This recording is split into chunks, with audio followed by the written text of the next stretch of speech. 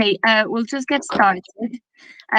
Just to introduce myself, my name is Maria. I've recently joined MMW, so I'm the new account manager.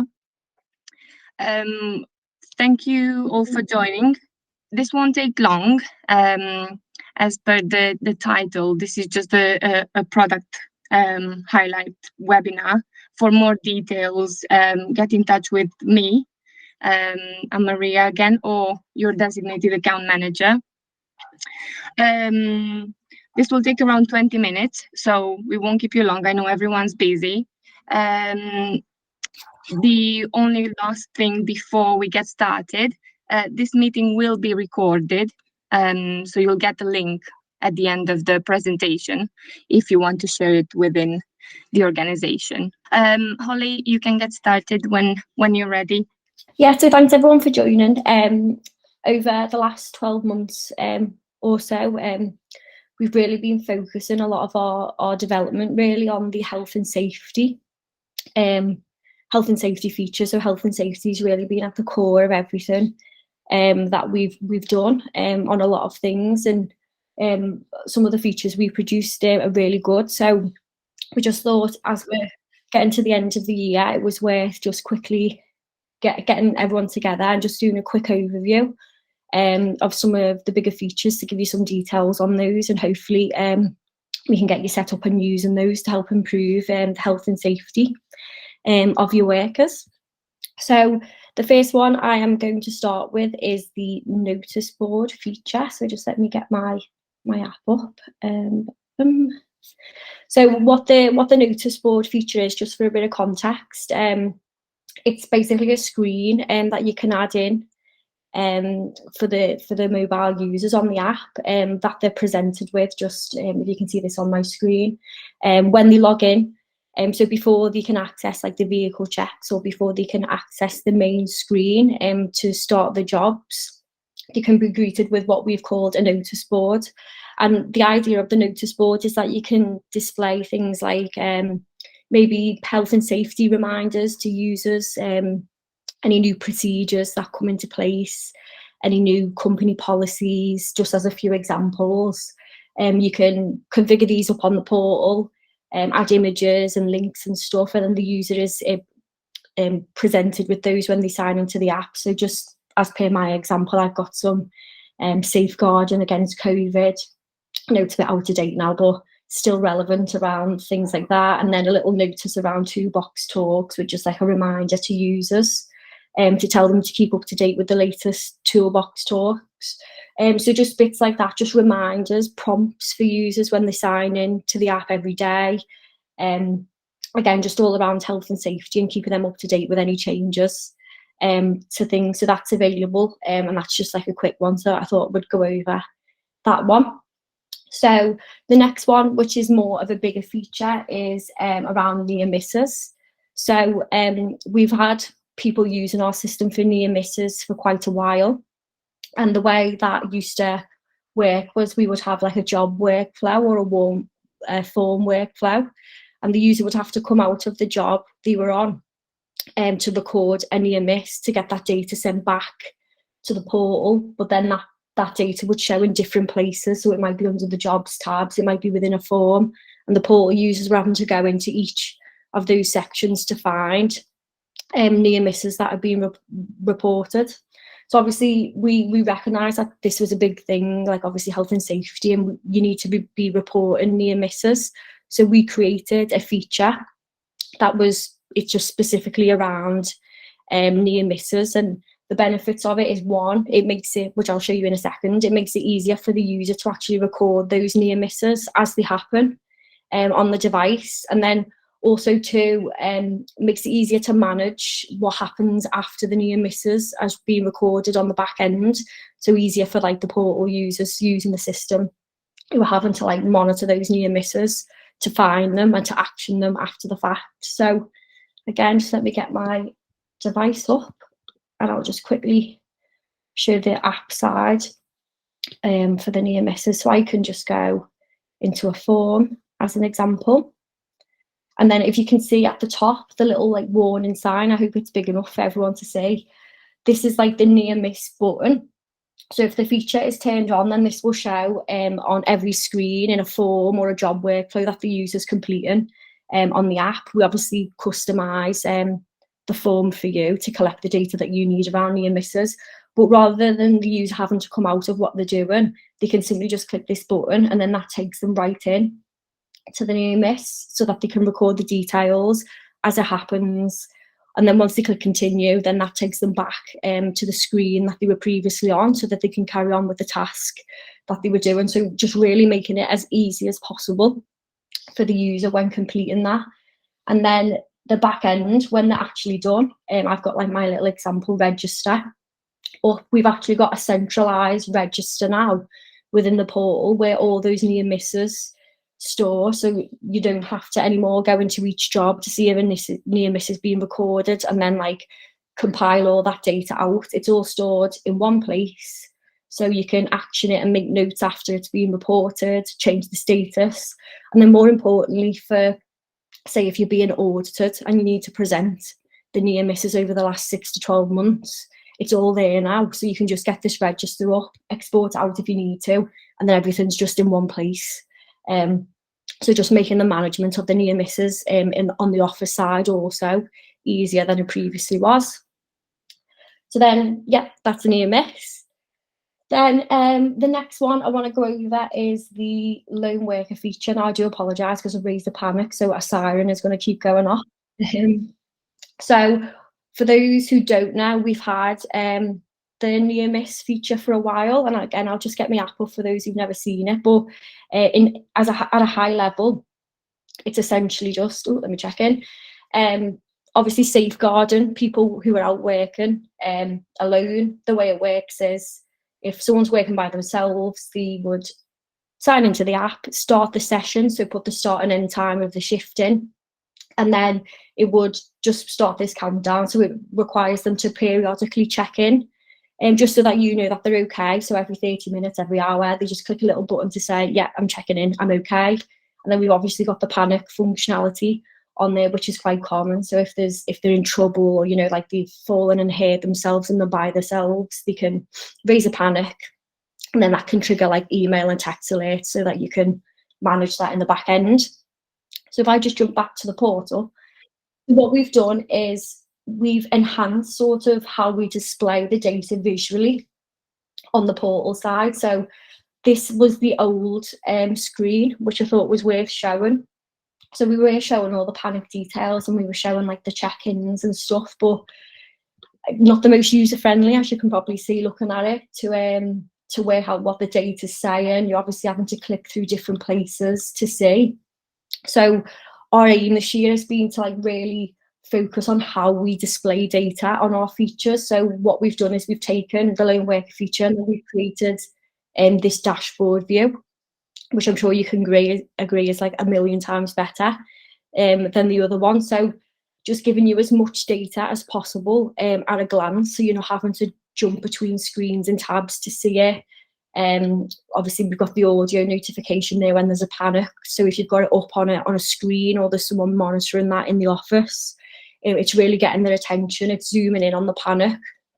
The table at the bottom will give you like the battery percentage of the user. So obviously if the user's panicked, has only got 10% battery, obviously becomes more urgent then to action that, because you want to make sure that you can get in touch with them while they still have that communication access available.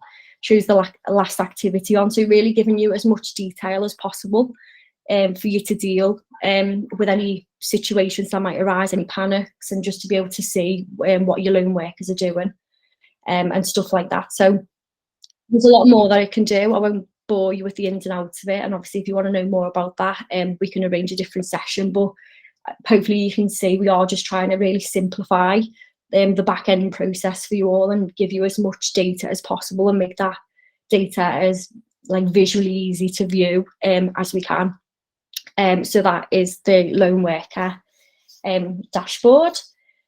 And the next one around health and safety, more related to risk assessments, is our hazards and control features, which is one of our more newer features. So if I can just get my app up again, if I can figure out how to move my button. There we go. So obviously a lot of people will know about hazards and control measures, but previously within our risk assessments, if your users were recording hazards and control measures, it was quite a long-winded and time-consuming process for the mobile user on the app side. So let me just let me get that dashboard off, otherwise it's going to keep making that beeping sound. So yeah, it was quite a time-consuming process for the user on the app side. So the user was having to manually type out all of the hazards on site, and then also manually type out any corresponding control measures that they put in place to try and decrease sort of the risk severity of the hazards. So what we've done, which I'll just get up quickly in a form, is we've built a feature specifically to make that process easier. So the way it works is that we set up in the background a list based off what you provide to us of hazards, and then link corresponding control measures to the hazards.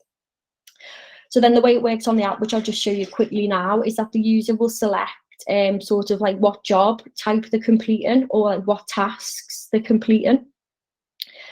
And then based on what they select, if you can see there, we've got this new review hazards section, and that automatically, there we go, automatically pulls in all of the hazards and then their linked control measures that correspond with the tasks that the user has said they complete. So if I could just scroll down there, you can see all the ones I've linked are all there. So the main aim was just removing human error when submitting things on the app, to make it easier for the user, because obviously they could stand there for quite a while typing out all the hazards and all the controls. So it's really simplifying that process for them. And then what they can do on the screen is they can remove any control measures from hazards that aren't relevant, add photos and notes against a control measure if they need to evidence that they've actually put that control measure in place. We've got the option for them to take a photo, and then obviously the option for them to add additional hazards. So if for whatever reason one of the hazards that is present on site isn't being auto-populated for them, they can go in and select additional hazards from a list relevant to the work that they've been doing. So again, just making it as quick as possible, just one click, and then that automates that for them. Then all that comes back, let me switch over to the back end. So we now have this new hazards tab within a form or a job, and it just gives you a visual representation of like what the user's done with the hazards and controls, which shows you any control measures that have been removed, any time where they've added a note or a photo and stuff. All that is linked to the data. It shows on the portal, and then obviously is available to export with your job sheets and stuff, so you've got a record against that job. So yeah, so at a high level, the idea is really just making the process easier. It's been our aim with a lot of things over the last 12 months, just taking anything that's related to health and safety, risk assessments, and just trying to make that process as easy as possible for the mobile users when they're obviously completing the task on the app, and then also making it easy to actually visually see that data on the portal for the office staff who are managing that in the back end. So those are our main sort of key hazard, like health and safety features I wanted to cover.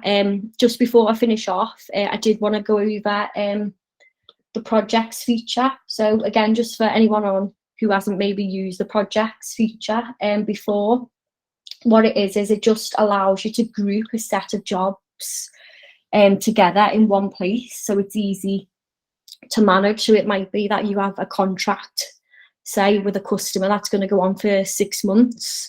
You can link all those jobs that you complete under that contract to a project, and then they all store in one place on the portal.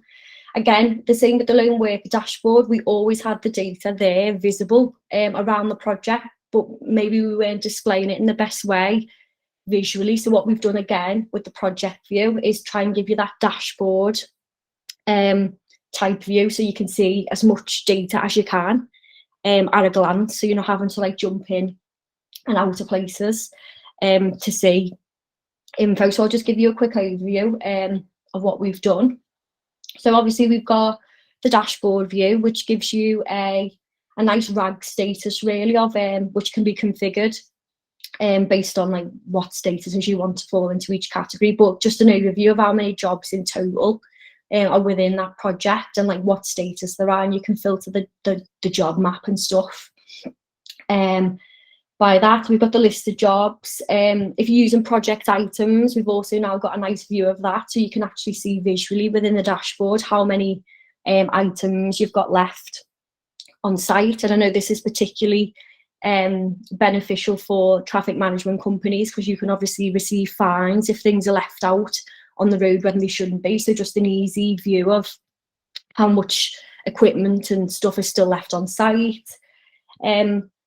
Not massively used, but we've got the invoice view there. So if you are using our project invoices, sorry, you can just see an overview of like total invoice and invoices paid versus unpaid.